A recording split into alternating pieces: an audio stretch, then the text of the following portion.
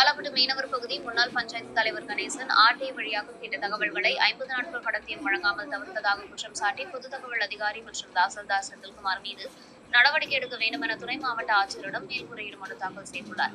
கணேசன் தனது ஆர்டிஐ மனுவில் தீ விபத்து குறித்து வருவாய்த்துறைக்கு தகவல் அளித்தவர் யார், எப்போது அளிக்கப்பட்டது, சம்பவ இடத்திற்கு ஆய்வு செய்ய சென்ற அதிகாரிகள் யார் யார், விபத்துக்கான காரணம் மற்றும் அதிகாரிகளின் அறிக்கையின் நகல், பாதிக்கப்பட்ட தொழிலாளர்கள் பெயர் விவரம், வேறு துறை அதிகாரிகள் ஆய்வு செய்தார்களா, தீ விபத்துக்கான முக்கிய காரணம் என்ன, சம்பவ இடத்திலிருந்து சிசிடிவி காட்சி பதிவுகள் என்று 7 அம்சங்களை கேட்டிருந்தார். இதற்கு 12 ஜூன் 2025 அன்று விண்ணப்பம் கொடுக்கப்பட்டும் ஆகஸ்ட் 1, 2025 வரை தாமதம் செய்து எங்களிடம் தகவல் இல்லை, மேல்முறையீடு செய்யலாம் என்ற பதிலையே பொது தகவல் அதிகாரி அளித்துள்ளார்.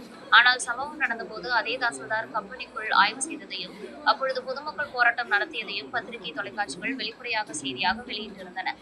ஊரறிந்த விபத்தை மறைத்து முழு தகவலையும் ஒழித்து வைக்க முயற்சித்துள்ளார். குறிப்பாக 50 நாட்கள் தாமதத்தில் சிசிடிவி காட்சிகள் கூட கிடைக்காமல் போனது ஆர்டிஐ சட்ட அவமதிப்பு என கணேசன் தனது மனுவில் குற்றம் சாட்டியுள்ளார்.